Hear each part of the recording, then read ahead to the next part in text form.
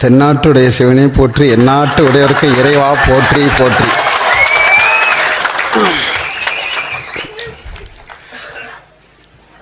நாளைய நாடாளுமன்றத்தை அதிர வைக்கிறதற்காக அரங்கத்தில் அமர்ந்திருக்கக்கூடிய திருச்சி பாராளுமன்ற வேட்பாளராக இருக்கக்கூடிய அருமை தம்பி ராஜேஷ், நாகை பாராளுமன்றத்தின் வேட்பாளராக இருக்கக்கூடிய அருமை தங்கை கார்த்திகா, மயிலாடுதுறை பாராளுமன்றத்தில் களங்காணக்கூடிய அருமை தங்கை காளியம்மா, பெரம்பலூர் நாடாளுமன்றத்தில் களமிறங்கக்கூடிய மகள் தேன்மொழி, நான் உட்பட 5 பேரின் வெற்றியையும் அண்ணன் கையில் கொண்டே நாங்கள் சமர்ப்பதற்காக காத்திருக்கிறோம்.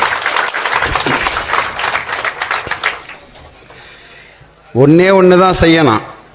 என்னன்னா, வேட்பாளர் நாங்கள் வாக்கு சேகரிக்க செல்லும் பொழுது குறைந்தது 200 பேர், குறைந்தது 200 பேர் வேட்பாளரோட வர வேண்டும். காரணம், மாற்று முகாமில் இருக்கக்கூடிய திராவிட பரிவாரங்கள் கூலிக்கு அதே அளவு ஆள்களை பிடித்து வருவார்கள். அது கூலிப்படை, அதை தகர்க்கும் நாம் தமிழரின் வேல்படை என்ற உணர்வோடு வர வேண்டும். அப்போதான் சரியா இருக்கு. காரணம், பொது புத்தியில் இங்கே ஏற்றப்பட்டிருக்கு. பிரம்மாண்டம் பிரம்மாண்டம் பிரம்மாண்டம் என்று பொது சமூகத்தில் பொது புத்தியில் ஏற்றப்பட்டுள்ளது. 5 பேர் 6 பேர் போனால் அப்படியே கம்யூனிஸ்டை பார்க்குற மாதிரி, செத்த பணத்தை பார்க்குற மாதிரி பார்ப்பான். போகணும், இது பிரபாகரன் படை, இது சீமான் படை, தமிழ் தேசிய இனத்தின் ஆக சிறந்த படை என்று நாம் களத்தில் இறங்கும் பொழுது பொதுமக்கள் பார்க்கும்படியே இருக்கணும். அப்போ தான் அந்த வெற்றி வசப்படும். சின்னத்தை பற்றி கவலை தேவையில்லை. அதை பற்றி எனக்கெல்லாம் சிந்தனை இல்லை. சின்னமாக அப்படி ஒன்றே இல்லாமல் தான் அண்ணன் இங்கே உருவாகி இவ்வளோ பெரிய தத்துவத்தை விதைச்சு நிற்கிறார். சின்னமெல்லாம் அப்புறம் அதுக்கு செகண்டரி தான். ஆனாலும் நாம் தமிழர் இப்படி அசூர வளர்ச்சி ஆகிட்டு இருக்கு அப்படின்னா யாருக்கு இது குடைச்சல் அப்படின்னா, தமிழரின் இனப்பகை, தமிழரின் தொன்று தொட்டு தொன்மப்பகை ஆரியத்துக்கு அடியில் கலங்கிருச்சு. ஆரியத்தோட கள்ள குழந்தை திராவிடத்துக்கும் கலங்கிருச்சு. அவங்க தான் அந்த சின்னத்தை டிஸ்டர்ப் பண்ண பார்க்குறான். மற்ற விஷயங்கள்லாம் எங்களை கேரக்டர் அசாசினேஷன் பண்ணுறது இதெல்லாம் நடந்துக்கிட்டு இருக்கோம்.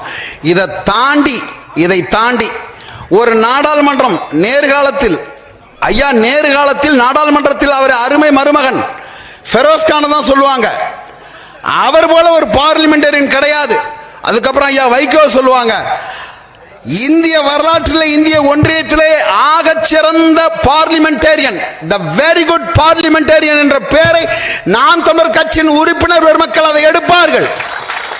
இந்திய பாராளுமன்றத்துக்கான பெருமையை நாம் தமிழர் கட்சி உறுப்பினர்கள் கொண்டு போய் சேர்ப்பார்கள். ஒரு பாராளுமன்ற அரங்கத்திலே அதன் உறுப்பினர் எவ்வாறு கேள்வி எழுப்ப வேண்டும், எந்த கேள்வியை எழுப்ப வேண்டும், அதை எப்படி வாங்க வேண்டும். என் தங்கை சொன்னாங்க இல்லையா கார்த்திகா, வெளிநடப்புலாம் போய் நாங்க கேட்கிற கேள்விக்கு ஒட்டுமொத்த நாடாளுமன்றம் இன்க்ளூடிங் சபாநாயகர் முதற்கு வெளிநடப்பு பண்ணுவார்.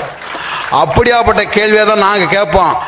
ஏனென்றால் எங்கள் தலைவன், எங்கள் அண்ணன் எங்களுக்கு கற்பித்தது, கேள்விக்கு பதில் அளிப்பதிலிருந்து உங்களுக்கான தலைவர் பெருமக்களை நீங்கள் தேர்ந்தெடுக்க கூடாது, மாறாக எழுப்பக்கூடிய கேள்வியை வைத்து உங்களுக்கான தலைவனை நீங்கள் தேர்ந்தெடுக்க வேண்டும்.